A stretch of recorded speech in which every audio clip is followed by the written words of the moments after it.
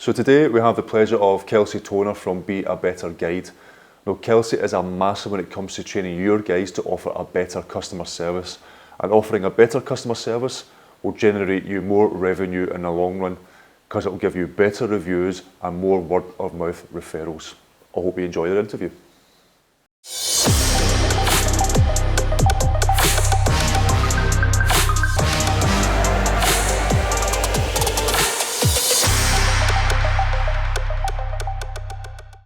Hi everyone, we have the pleasure of Kelsey Tonner from Be a Better Guide. And how are you doing, Kelsey? I believe you're in Hawaii at the moment.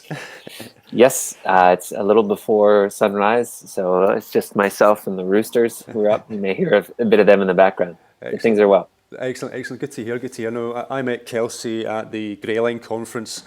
And I have to say it was one of the best talks I've seen at any of those conferences, in any conference I've seen in a while, to be honest. So I thought it would be good to have a bit of insight from yourself to allow our viewers just to sort of get your own sort of take on how guides could be performing better and how that can have a massive impact on a business's bottom line at the end of the day, because it's going to bring in them more revenue, etc. in the long run. It was just to get your take on that, and I think the viewers would find it very, very, very useful. So, no, tell us a bit about yourself and how did Be a Better Guide start up?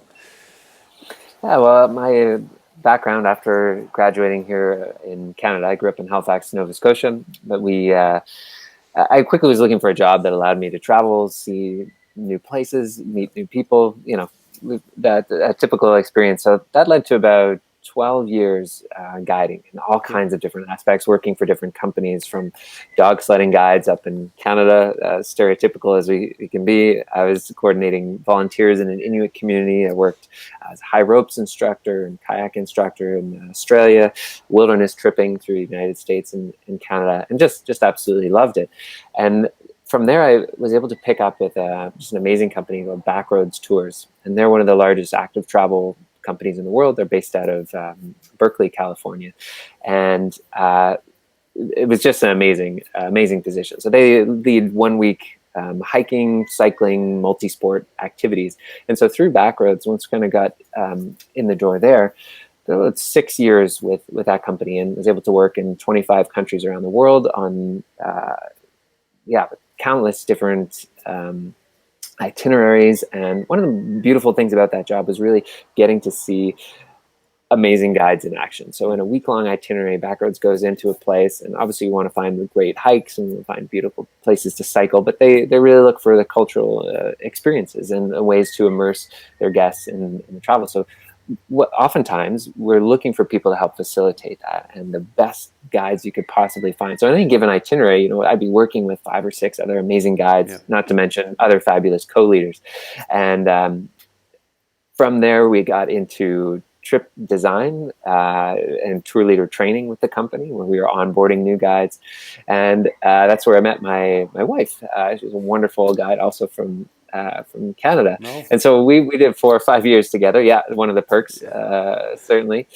And we wanted to start a family. And we realized, this would be a little challenging from the back of the bicycle. So we kind of quickly recognized that there was an opportunity to help tour and activity businesses really drive quality with their experiences, to really inspire guides to raise the bar on what's possible and work with businesses. So the original notion was, let's do the Be a Better Guide project. And we wanted sort of a movement to draw guides, tour leaders, tour directors, tour and activity businesses from around the world to come together in a website, but essentially to rally around this cause of raising the bar on what it means to create a truly memorable experience for guests. And so at beabetterguide.com, that's where we host a lot of free training videos. We wanted to distribute a lot of this for free. We create resources, we held workshops, and then out of that, the business model to help essentially grow and continue to fund it was the Be a Better Guide Academy. So our mission there was to create the world's best online tour leader training. We have programs for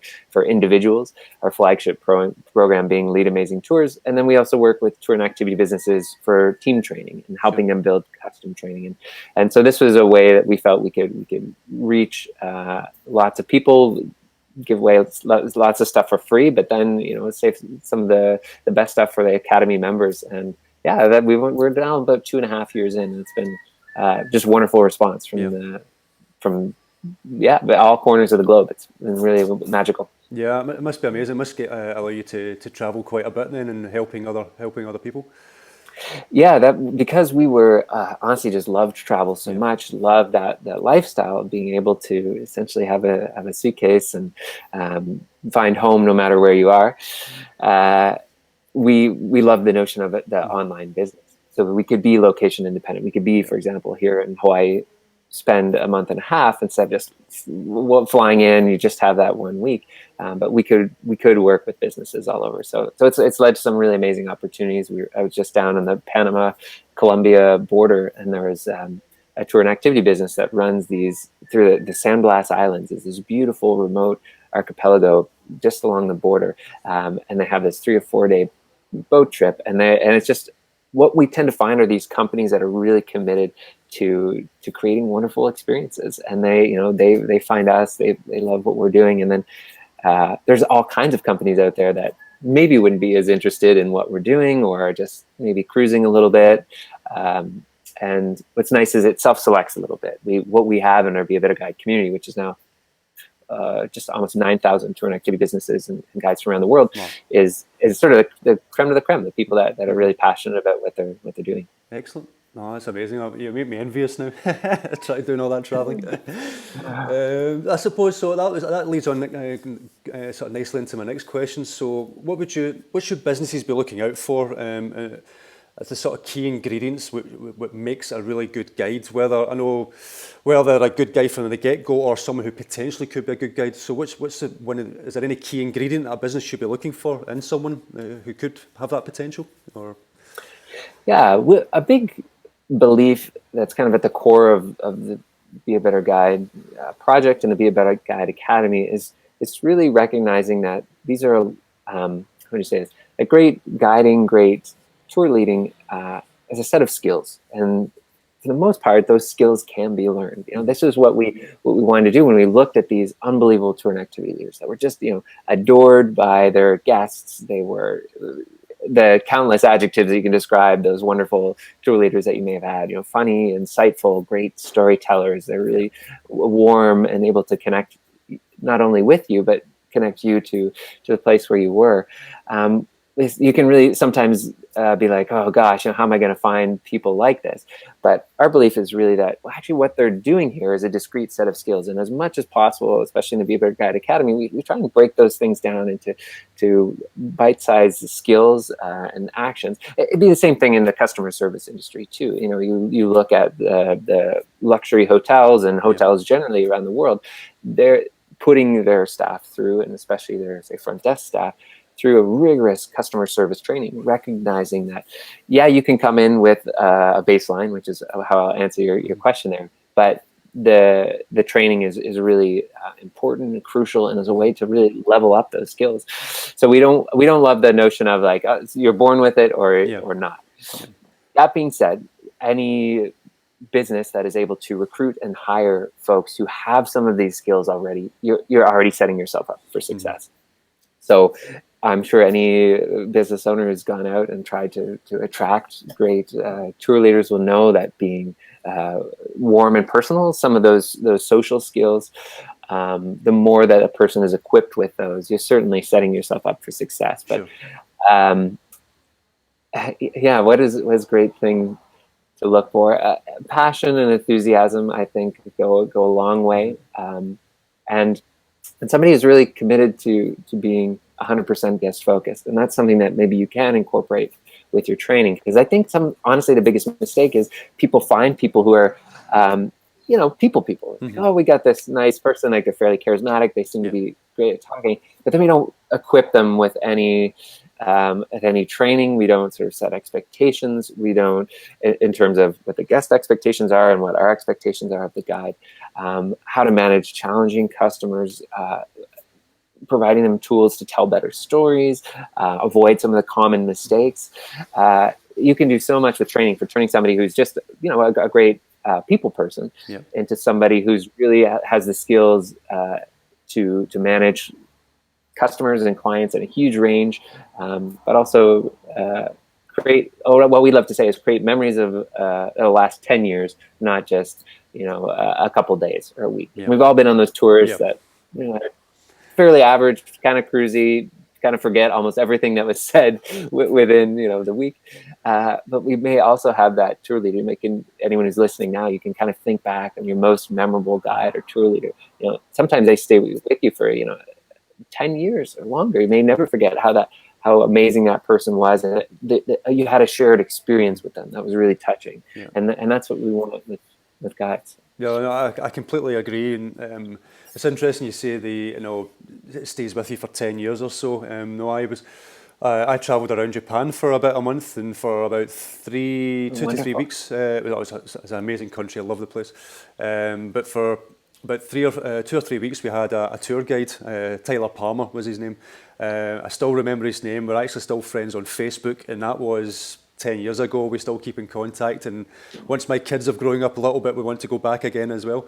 So because he was such a great storyteller, and he was such a great guide on showing you all the little bits, the little hidden gems of Japan that you would normally wouldn't see, that has stuck with me. We shared seeing the sunrise at the top of Mount Fuji, that type of thing. It was a stunning experience, and as you say, that has stayed with me and my wife as well, and it's stayed with us, and we want to go back, and if we do go back, it has to be Tyler that takes us around the other places that we didn't get to see. So I think you're right that having someone there who can really get across the sort of story-driven aspect, and someone who is a very good people person, can help with repeat business. It can help keep that connection with the tour guides and with those businesses in general. So yeah, and you can just see, in terms of from the business perspective or marketing perspective, if you are looking to drive word of mouth sales, if you are looking to increase your 5-star online reviews, this is really where the magic happens, right? You can imagine you having that experience, and how many times you would have been more than happy, and you were shouting from the rooftops, oh, if you're going to Japan, you got to give this guy a call. You got to get in touch with this company. And that's what can happen. And transforming your experience from just being a tour or an option, maybe when you go to Tokyo is obviously a huge city, but trying to reposition that so it's the thing to do when you're into, if you're going to Tokyo, or if you're going to Oahu, or if you're going to wherever, that you got to look these guys up. You got to do it. And that's really raising the bar, right? It's looking to create truly remarkable experiences, and remarkable is the key word there. Yeah, excellent. No, I completely agree. So if there's maybe one aspect that a guide suffers from who are not properly trained, is there one specific thing, or maybe a couple of specific things that they maybe suffer from more than others, someone who's not been completely trained up or properly trained up as a guide? Or yeah, I mean, is that a confidence thing, for example? Is it basically purely trying to build up their confidence, or is it other things you think it factor into that? So yeah, I mean, we when we sort of stepped back and really said, okay, if we wanted to start from a foundation and then work up to these various skills, and in our in the training that we do, we've been through lots of companies training, and it's honestly a big challenge for a lot of smaller tour and activity businesses, right? Because there's 1,000,001 things to do. There's 1,000,001 places to spend the budget, and it's often sometimes a bit of an afterthought, or somewhere there's not enough focus put. And so we, when we're working with tour and activity business, we're saying, like, well, we can have that conversation. I'll answer your question more directly. When it comes to the untrained guide, some of these foundational things that we like to instill are, well, one is just this notion of a commitment to excellence. For any employer, any company, you really want to instill that in your team and in your employees. And that we love using the term, the ABL principle, to always be learning. And a challenge in the space and in the industry is a lot of guides, I'm sure everyone has encountered this, can sometimes come with a bit of ego, right? Maybe they've been doing this for quite a long time. Maybe they've only been doing it for a small amount of time, but maybe overconfidence or a bit of an unwillingness to challenge themselves can be an issue. And so we want to kind of chisel away at that ego and really instill in people that no matter how great you are as a guide, you can always be better. And no matter how great your tour is, it can always be better. And so we talk about setting up feedback systems, that this is something that you as a company want to do, but also drilling it into our guide's head that we're going to use our guest feedback, we're going to use feedback from our peers to constantly be trying to improve our tour and activity. So you see some of these foundational steps. And the third one is this 100% guest focus. We're really trying to get our staff and our guides out of our own way sometimes and be making guest-focused decisions versus company-focused decisions. And really, really recognizing that every single guest that comes through, we have a commitment to them and to hopefully inspire them. That's a big part of, I think, why Be a Better Guide has resonated with people, because it through our training, we're talking about really pushing ourselves a little bit, right? To creating these memories instead of just, I'm doing a tour. And especially when you're doing a tour, as many guides know, over and over again, we've got to find ways to keep that fresh, to break it up, find strategies that every single, and that's all part of this guest focus, right? We know that at the end of the day, if you're doing 4 tours or something like that, that fourth one might suffer in quality, or at the end of high season, if you're working in Rome and so, you're at the end of September and you're just zonked. We need to be thinking that, well, that's not great guest focus, right? Your clients are going to be suffering there. And so those are some of the foundational principles that we work with. And then we just dive into really practical stuff too, about looking at, okay, the first, your pre-tour prep, best practices. Let's talk about that. And we give the sort of skills to do there. Your first 4 minutes, as we know, first impressions, super important. We want to start tours off with a bang. We want to have some energy. Best practices for doing that through the tour. How to finale and follow up. Unfortunately, many tours kind of have this fade off effect too sometimes, where we have this little bit of an anticlimax. And we don't, that's not how we want to leave people. So we have best practices there. So that's just one step. And then of course we dive deeply into customer service training and what makes look practically what that actually means. Everyone says, oh yeah, well, you've got to be reliable and you've got to be empathetic and you've got to be able to solve problems. But we really give the tools to be able to do that, make it real for people. Excellent. One of the things that we always say to our customers is, though, the experience always starts from, in my opinion, from the first click. So when they do a Google search all the way through to landing on the website, the user experience on the website, all the information they read on social, etc., all the way through to actually experiencing the product, and even the after sales after that. No, the whole experience should be consistent and just a really nice user journey and a nice experience for the customer in general. Have you seen any success stories from who you've helped that by training the guides and having that better storytelling element through the training that guides have received and the experience that they offer their customers? Have you seen a direct impact from what that training can bring to the revenue it generates for a business and the extra revenue it can generate for the business? Have you seen a direct impact to that? And if there's any success stories you think off the top of your head that you can share? Yeah, I mean, we can start small, or even two that kind of jump to mind. Like right now, we work with, now we're over 200 tour and activity businesses around the world that use the Be a Better Guide Academy for training their teams, or sometimes these are individuals who are just kind of starting out. And one that comes to mind, that there was a young woman in Tbilisi in Georgia, and she was quite taken with the free walking tour models, and they exist across Europe, as we all know. And this wasn't happening yet in Tbilisi, but she wanted her tour to stand out, that, hey, if you're coming to Georgia, we want to be the thing to do when you're in the capital. And so she enrolled in one of our programs, and initially it was just herself, but it grew in popularity. She got a great website, which is super, super important, of course, to making sure that customer experience flows through. And so she's, been one of our biggest fans, which she went on time to what started essentially from nothing to quickly move to the #1 position on TripAdvisor in terms of their online reviews.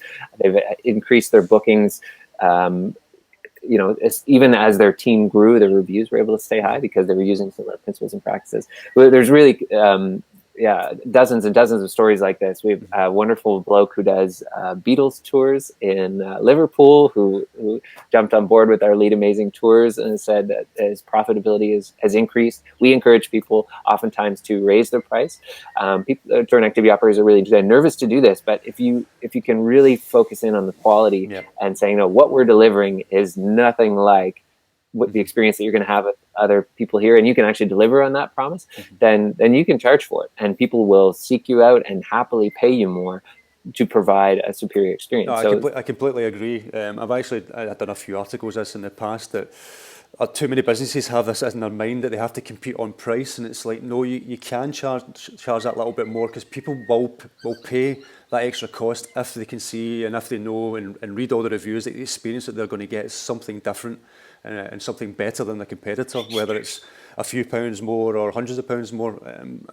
I strongly believe that people will pay the extra for it. So absolutely, and recognizing that is worth it. That is worth its weight in gold, and what we would pay to have a guide like you had in Tokyo. The problem is we've got to cut through this sort of hyper clutter and a lot of mediocrity, honestly. And so, and the other thing is people are always working so hard too that they're just like, especially at the smaller levels, by raising your prices, it's giving you more freedom and flexibility. Ideally, maybe to hire some help. So maybe even if you're a solopreneur or a small business, you don't have to work quite so hard, which again is going to lead to better experiences for your guests for the most part. The other quick example is just the company. There's many out there, but I just was absolutely inspired by Backroads Tours, and a company at that scale where they now I think have over 420 guides or something like that. They're leading 20 to 25,000 people annually in these week-long itineraries. That even at scale, they've just been so focused on training. They spend every new guide is through at least 2 to 3 weeks of training. They do ongoing training, so year after year, to continue to inspire and provide new tools to their guides, and it really shows. And the way that it shows is through the first and foremost, Tom Hale, who's the CEO, will say the word of mouth recommendations. That is really how they've grown, is by creating wonderful experiences, but their guides are front and center. And if you really look at any tour and activity business, what shows up in those reviews 9 times out of 10, it's going to be a guide name by name, and that can go one of two ways, right? Positive or negative. So recognizing that your guides are the linchpin there, and they've just had incredible success. One thing I love on their website too is that they called it the quality index. They wanted to really communicate why are we different? Because as I'm sure you would know too, there's many. It's very easy to replicate or copy a website and give a very beautiful, aesthetic, wonderful customer experience online, but then not be equipped to deliver the goods from all of your flowery promises and looking very polished online. And so Backroads really put a wonderful effort. If you are interested to look at their quality index, it was their effort to really try and articulate what sets us apart from other tour and activity businesses. And this is something I think all tour and activity businesses can benefit from, is really breaking down what sets us apart from everyone else, and I would say just why are you better, but helping communicate to customers. Because from the website or from even online reviews, it might look like we're comparing apples to apples. We really want to say that no, what we're doing is something special. No, excellent. Couldn't agree more. Really could not agree more. And that sort of leads on to, I suppose, my last question. There's so much competition out there. You've got obviously your Airbnb now that can offer tour guides as well as the accommodation, etc. So what do you think? It may come down to what we've already spoke about, the training and guides and things like that. So, but what do you think is? How can these businesses now compete in such a competitive market when you have big players like Airbnb, and it looks as if these other big players like Viator, who now have their own sort of booking platform that were released, etc. How can these other businesses, especially small businesses, compete in this market? Would that be purely with the experiences that they offer, or do you think there's something else they need to put into the mix? What would your take be on that? So, yeah, I think we're. how to compete. I mean, for starters, Airbnb's move in is a big one. And what's amazing, if you go to the Airbnb website now, what shows up first on top is experience. Yeah. It's experience. Yeah. Like that is huge for a company whose most of their business is the accommodation. And so it really shows. I've been I've been in contact with some of the guides that work with them are customers of mine and have been in contact with Airbnb. I know they have over 200 staff working on just activities alone. So what right now it might just be, we're saying, oh yeah, they're doing some nifty things. It'll never scale. Just be mindful that they have every intention to scale. However, we have to recognize it is a segment of the market. The way that they're positioning it is, you'll notice they're not using the word tour. They're not using the word guide.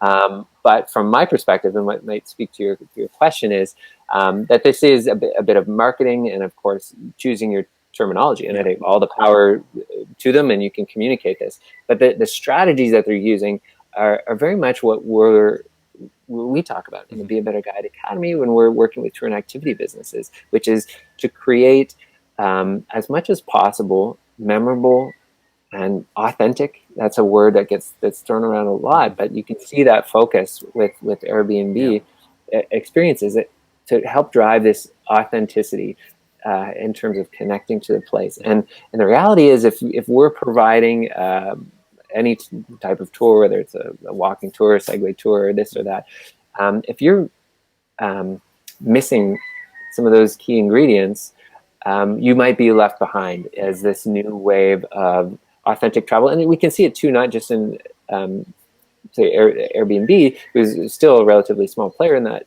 field, but also these, I can't think of any off the top of the head, but where you can go and eat with a family. People, there's a lot of demand for that more authentic experience, and you as a tour company can be providing that super wonderful, authentic experience. You don't have to change or stop using the word tour or the word guide, but you really have to and it's not a big change either. It's just a small shift in your thinking, isn't it? It's just well, like you said, we were down at the Gray Line conference, and so the board reached out to me, loved the project they were doing, and they said they recognize that we have to be thinking towards the future as a brand that is guest focused. They care about sightseeing tours, but they also recognize we've got to reimagine what's possible in a sightseeing tour, because if we just sit idly by and say, okay, this is what we do here in Hawaii, is a classic example. Tons and tons of tourism. We load them on the bus. We drive here. There's a guide with a microphone, and then they drive back, and we just do the same thing over and over again. That type of tour might, and I would argue we have to be careful that could get out competed by somebody doing, if I was going to do that here in Hawaii, I would obviously invest a lot in guide training. I would try and connect people to some of the locals and have an authentic experience. Could we stop and have a small tour of a place? Could we have some sort of sensory experience while on the bus? Maybe hand out some local treats or sweets. Could we have a storyteller come here?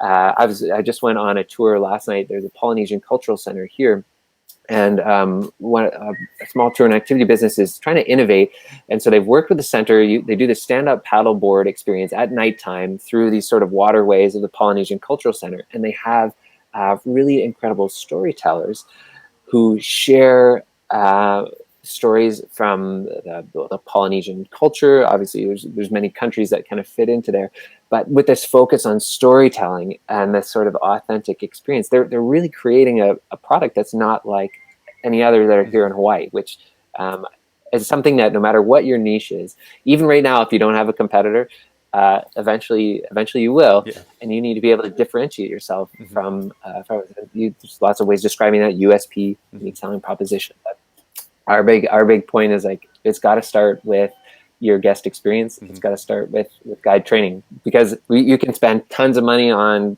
Google AdWords, on Facebook ads, distribution, affiliate, give a lot of your money to Viator for referrals, which are all important. But if you have a mediocre experience, then it's all for naught. Really. Or even as you say, you're not going to get that repeat business. And we say the same thing as we've came across companies who spent obscene amounts on PPC, etc., but their website is just terrible, and it's similar to an experience. You know, you could have everything working up to a point, but people will remember the last part of it, and if you're getting a bad experience, that is what they'll remember. So. And your point was a fantastic one of trying to keep that consistent across. And we always encourage people to be creative about what you can deliver. How can you deliver value at that first touch point? What amazing things could you have on your website before they book? You know, could you have some sort of planner tool for the gateway city, or maybe a free walking tour that you've designed, that you've branded, and then when they book, hey, how can we deliver value at that touch point? The reminder email, you know, instead of just saying, hey, here's just a reminder, try and wow and delight them at each step of that customer journey, just like you're saying. And then of course our specialty is like when they get there, let's knock their socks off right from the beginning to the end. Yeah, excellent. No, wow and delight them. That's I think that's a good point to end on. So how can people get in touch? If the people wanted to get in touch with you, our viewers, how would they do that? What's the best way? Yeah, well, beabetterguide.com, and especially beabetterguide.com/resources. If you haven't been there before, we have all kinds of free resources. You can get a free video series that we have, and just a lot of PDFs. So check out the free stuff that's there, because that was our mission. We want to spread that as far and wide. And if you're interested, then be in touch about some of our programs. You can find more information on there. If you want training yourself, or you're looking to train a team, we'd love to work together and provide you some of those tools, because it's nice to have a conversation like this, and it was a little bit up here at this level, but we hopefully what we want the experience when folks go to our website, they look at some of our training videos. There's over 34 free training videos that you could share with your guides, for example. People say, hey, there's something to this, right? The proof is in the pudding. It's there. So, and of course, I'm just Kelsey at beabetterguide.com. So if you'd love to connect, it'd be wonderful. Well, Kelsey, it's been an absolute pleasure. It's now getting lighter behind you. I can actually see the trees now. That's right. That's right. Hopefully those roosters calm down at another day to get out there. I'm going on a Segway tour later, and I'm going to be providing the same sort of messaging. Say, okay, how can we elevate this Segway tour into something that we're going to remember 10 years from now? Yeah. Oh, it's been fantastic. I love, like I say, I love the talk in Iceland, and I think there's a lot of takeaways from this video. So hopefully the viewers will get in touch and create new experiences and help their own guides to help them generate more revenue for their business. Because, like I say, to me, the experience is everything. No matter whether it's online or at the end product, if you have a bad experience at any stage, then that's the only thing the customer's going to remember. So I think it does have to work all the way through, and that's where a lot of companies fail on. So, and some reassurance too that you don't have to you have to do all this yourself. Much in the way that people would work with you to really who specialize in creating wonderful customer flows and online experience. You can get help from us. We're not here to create more stress in your life, but to really try and help with that project. So you're not alone in this, and there's lots of resources out there. Excellent. Well, Kelsey, like I say, it's been an absolute pleasure, and hopefully we'll meet up at another conference soon. I certainly hope so. Thanks for inviting me. Oh, thanks again. Cheers. Well, I hope you found that interview insightful, and can I just say a massive thank you to Kelsey for taking the time. You know, I've always been a massive believer that a customer's journey starts from the first click all the way through to experiencing your products and beyond. So if you can offer a better customer experience, this will gain you better reviews, it will gain you more word of mouth referrals, and that will impact your bottom line. So if you haven't already, I urge you to get in contact with Kelsey and see how he can help your business.